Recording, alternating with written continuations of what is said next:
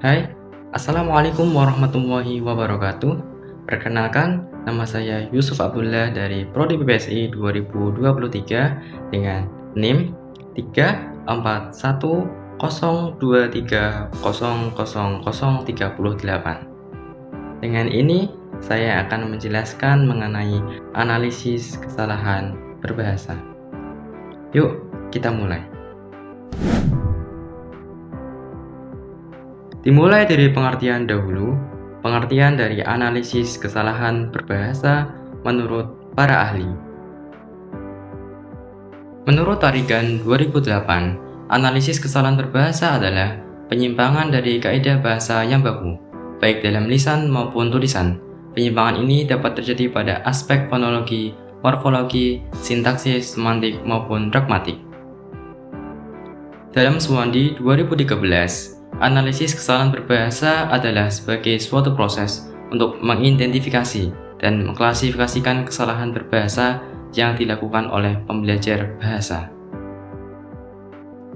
Setiawati 2019 menjelaskan bahwa analisis kesalahan berbahasa adalah penggunaan bahasa baik secara lisan maupun tertulis yang menyimpang dari faktor-faktor penentu berkomunikasi, norma, kemasyarakatan, dan kaidah tata bahasa Indonesia.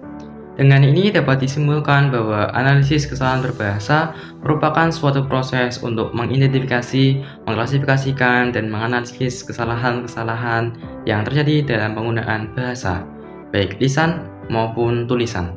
Dengan memahami jenis-jenis kesalahan yang mereka lakukan, pembelajar bahasa dapat belajar dari kesalahan tersebut dan berusaha untuk tidak mengulanginya lagi. Manfaat dari analisis kesalahan berbahasa yaitu bagi mahasiswa. 1. Meningkatkan kesadaran kesalahan berbahasa. Analisis kesalahan berbahasa membantu mahasiswa untuk mengidentifikasi dan memahami jenis-jenis kesalahan berbahasa yang sering mereka buat, baik dalam lisan maupun tulisan. Yang kedua, mengembangkan kemampuan berbahasa. Melalui analisis kesalahan berbahasa, mahasiswa dapat mempelajari pola-pola bahasa yang benar dan memahami kaidah-kaidah yang mendasarinya. Yang ketiga, meningkatkan kepercayaan diri. Ketika mahasiswa terbiasa untuk mengidentifikasi, memperbaiki kesalahan berbahasa mereka, rasa percaya diri mereka dalam menggunakan bahasa Indonesia akan meningkat. Dan bagi calon guru, ada manfaatnya yaitu pertama, memahami kesulitan belajar bahasa siswa. Melalui analisis kesalahan berbahasa, calon guru dapat mempelajari berbagai jenis kesalahan berbahasa yang sering dibuat oleh siswa pada tingkatan usia dan kemampuan yang berbeda. Yang kedua, meningkatkan kemampuan mengajar. Dengan memahami kesalahan berbahasa siswa, calon guru dapat mengembangkan materi pembelajaran yang lebih efektif dan fokus pada area yang membutuhkan perhatian khusus. Setelah mengetahui manfaatnya, sekarang adalah mengetahui pentingnya analisis kesalahan berbahasa tersebut. Yang pertama, meningkatkan kualitas komunikasi. Komunikasi yang baik dan efektif sangat penting dalam berbagai aspek kehidupan, seperti pendidikan, pekerjaan, dan hubungan sosial. Yang kedua, mendukung proses belajar mengajar. Bagi pendidik sendiri, analisis kesalahan berbahasa dapat membantu mereka untuk memahami kesulitan belajar yang dihadapi oleh siswa. Hal ini dapat meningkatkan kualitas belajar mengajar dan membantu siswa mencapai potensi mereka secara maksimal. Yang ketiga yaitu meningkatkan kesadaran berbahasa. Analisis kesalahan berbahasa dapat meningkatkan kesadaran masyarakat tentang pentingnya menggunakan bahasa dengan baik dan benar. Yang keempat, melestarikan budaya dan bahasa. Melestarikan bahasa merupakan bagian penting dari upaya pelestarian budaya dan identitas bangsa Indonesia. Berikut 10 contoh dari analisis kesalahan berbahasa. Contoh kesalahan berbahasa. Yang pertama adalah kata Tuhan atau Allah. Yang kedua, kata Latin Oriza Sativa. Yang ketiga, kata mempermainkan. Yang keempat, kalimat saya berlari-lari ke sekolah. Yang kelima, kalimat fakta adalah keadaan peristiwa yang merupakan kenyataan. Yang keenam, kalimat acara ini dihelat oleh Kemendikbud. Yang ketujuh, kata Nabi Yusuf alaihissalam.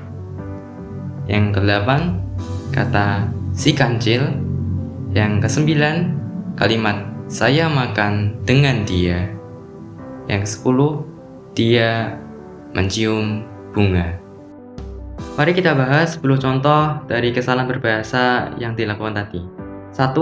Kesalahan penggunaan huruf kapital. Contohnya seperti kata Tuhan atau Allah yang biasanya salah penulisan menjadi Tuhan atau Allah dengan huruf kecil di depannya. Kesalahan ini termasuk dalam bidang fonologi. Yang kedua, kesalahan dalam penulisan huruf miring. Biasanya huruf miring digunakan untuk menuliskan ungkapan asing dan nama ilmiah, akan tetapi masih banyak orang yang belum menerapkan hal ini. Contohnya adalah Oriza Sativa. Dan kesalahan ini termasuk dalam bidang fonologi.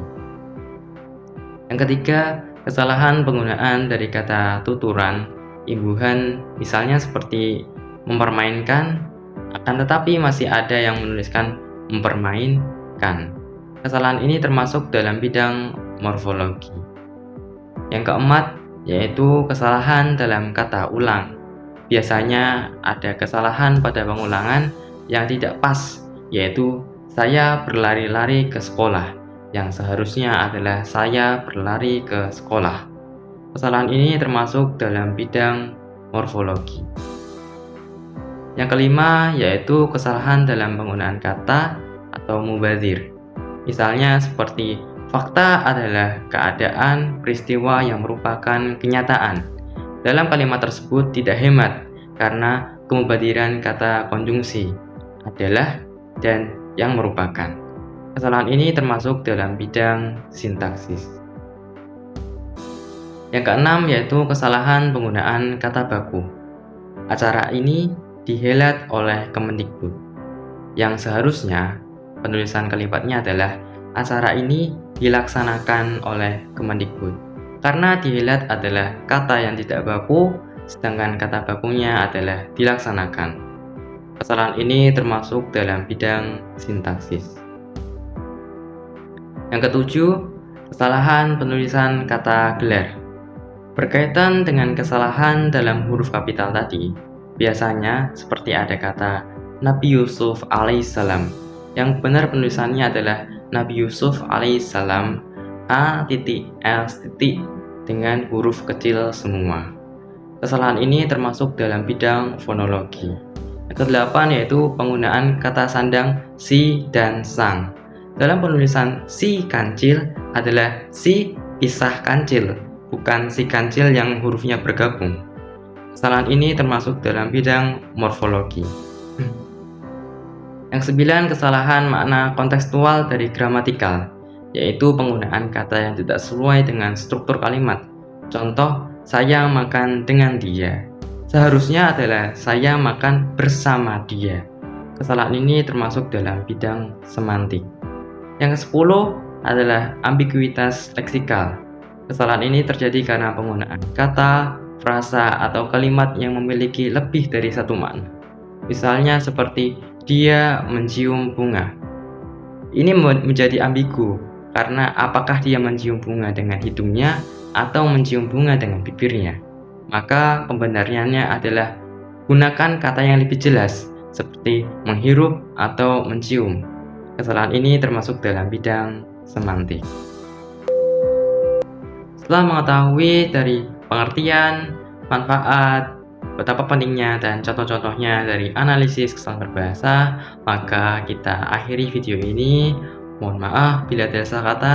Terima kasih dan wassalamualaikum warahmatullahi wabarakatuh.